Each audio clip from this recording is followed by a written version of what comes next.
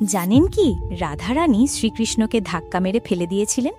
একদিন বৃন্দাবনে গোপীদের সঙ্গে মহারাস লীলা চলছিল, আর সেই আনন্দময় পরিবেশে হঠাৎ কৃষ্ণ রাধার দিকে তাকিয়ে বললেন, রাধে, তুমি কি আমায় সত্যিই ভালোবাসো? তাহলে চলো একটা খেলা খেলি।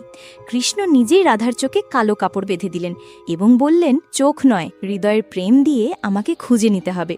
গোপীরা মুগ্ধ হয়ে তাকিয়ে আছে। রাধা হাসি মুখে মাথা নাড়লেন। ঠিক সেই সময় লীলাভঙ্গ করতে এসে হাজির হলো এক অসুর, কপটাসুর, মায়া আর প্রতারণার অধিষ্ঠাতা। সে কৃষ্ণের রূপ ধারণ করে অহংকার ভরে বলল, আজ আমি রাধাকে বিভ্রান্ত করব, প্রমাণ করব মায়া প্রেমের ওপর জয়ী। তারপর সে রাধার দিকে এগিয়ে এলো। রাধার চোখ বাঁধা, কিন্তু হৃদয় চিরদিনই কৃষ্ণের সঙ্গে যুক্ত। কপটাসুর কাছে আসতে রাধার কপাল কুঁচকে গেল। তিনি অনুভব করলেন, এই কৃষ্ণের সুবাস নয়, কৃষ্ণের স্পর্শ নয়, কৃষ্ণের সুর নয়।